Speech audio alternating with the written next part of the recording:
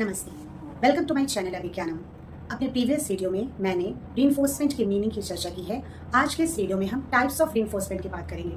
Reinforcement क्या है? सरल शब्दों में किसी भी बिहेवियर को जब हम मजबूती प्रदान करते हैं, यानी जो बिहेवियर डिजायरेबल हो, जो किसी बच्चे के लिए, किसी व्यक्ति के लिए, किसी प्राणी के लिए अच्छा हो, तो जिस बिहेवियर की पुनरावृत्ति अगर हमको बार बार करवानी है ताकि उसमें मजबूती आ सके, तो उस मजबूती प्रदान करने वाला प्रेरक क्या है? प्रोत्साहन, पुनर्बलन या रीइंफोर्समेंट है।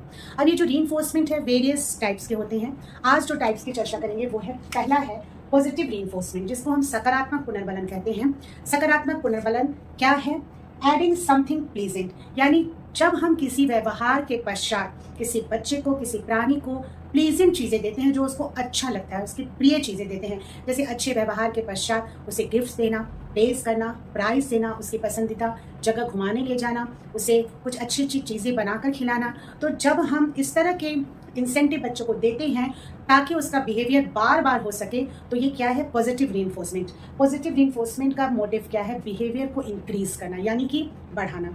दूसरा जो टाइप है वो है नेगेटिव रीइंफोर्समेंट। नेगेटिव रीइंफोर्समेंट, जिसको नकारात्मक पुनर्बलन कहते हैं। ये कैसा रीइंफोर्समेंट है? रिमूविंग समथिंग अनप्लीजेंट, यानी पॉजिटिव रीइंफोर्समेंट हम एडिंग समथिंग प्लीजेंट कर रहे थे, यानी जो चीजें अच्छी लगती है, जिससे व्यवहार बूस्टअप हो सकता है। तो नेगेटिव रीइंफोर्समेंट में जो चीजें किसी व्यवहार के कारण बाधा पहुंचा रही है, यानी कि उस व्यवहार को करने में वो कोई चीज अप्रिय है, अनप्लीजेंट है, तो उसको हम हटा लेते हैं। जैसे अगर कोई बच्चा होमवर्क नहीं करता है तो टीचर क्या कर सकते हैं, या घर में पेरेंट्स क्या कर सकते हैं कि अगर उसमें बिहेवियर इंक्रीज करना है, होमवर्क को करना सिखाना, तो वो क्या कर सकते हैं कि रोज बच्चे को कह सकते हैं कि तुम होमवर्क करके नहीं ला रहे हो, तुम इसके बदले मुझे 5 रुपीज के कोई चॉकलेट्स या कुछ भी ऐसी चीजें जो तुम्हें पसंद है वो मुझे देना।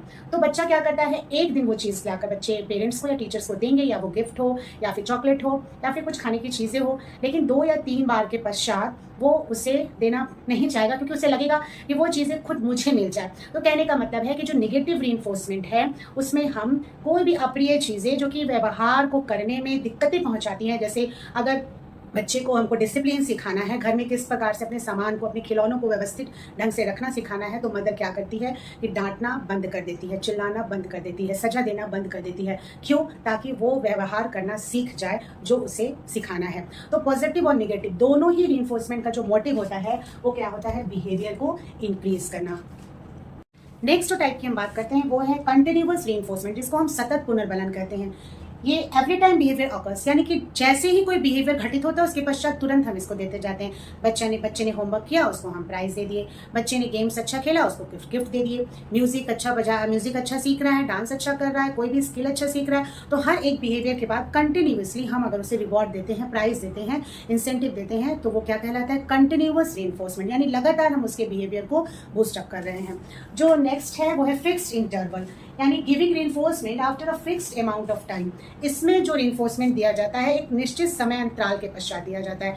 यानी अगर बच्चे ने होमवर्क किया, वो लगातार 1 वीक तक होमवर्क कर रहा है, तो 1 सप्ताह के बाद हम उसे पॉकेट मनी देते हैं, यानी बिहेवियर करना है उसमें। अगर किसी कंपनी में हम लेबर लोग जो काम करते हैं, कर्मचारी काम करते हैं, उनको हम 15 दिन पे बोनस दे रहे हैं, या महीने के खत्म होने के बाद वेतन दे रहे हैं। तो ये जो फिक्स्ड इंटरवल रीइंफोर्समेंट होता है, उसमें क्या होता है कि जो रीइंफोर्समेंट है बिहेवियर के संख्या पे निर्भर नहीं करता, बल्कि एक निश्चित टाइम पे निर्भर करता है। नेक्स्ट जो टाइप्स है वो है वेरिएबल रीइंफोर्समेंट। वेरिएबल रीइंफोर्समेंट को हम क्या कहते हैं हिंदी में?